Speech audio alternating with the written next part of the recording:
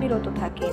সূর্যাস্তে মাগরিবের আজানের সঙ্গে সঙ্গে অনেক মুসলমান তাদের রোজা ভাঙেন মিষ্টি বাদামি শুকনো ফল খেজুর দিয়ে, যেটি শতাব্দীর পর শতাব্দী ধরে মধ্যপ্রাচ্য সহ বিশ্বের বিভিন্ন দেশে বেশ সমাদৃত।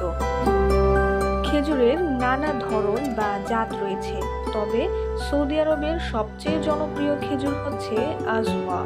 মদিনায় একচেটিয়াভাবে চাষ করা হয় এই খেজুর।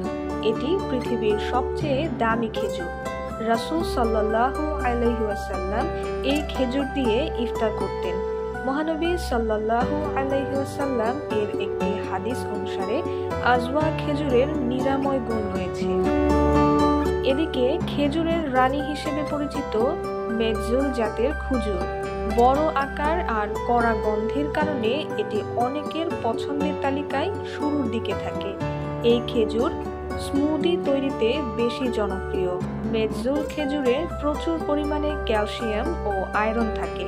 প্রতিদিন একটি মেজজুল খেলে ফাইবারের 20% পাওয়া যায়। খালাস খেজুর সৌদি আরবের অভিজাত খেজুরগুলোর একটি। এই খেজুরের স্বাদ জাল দেওয়া চিনির মতো। আরবে কফির সঙ্গে এই খেজুর খাওয়া হয়। সৌদি আরবের আল খার্জ ও কাশিম অঞ্চলে এই খেজুর চাষ হয়। অন্যদিকে অ্যাম্বার জাতের খেজুর অন্যান্য খেজুরের তুলনায় আকারে বেশ বড়, লালচে বাদামি ও পুরু মাংসল। এই খেজুরের বীজ খুব ছোট হয়।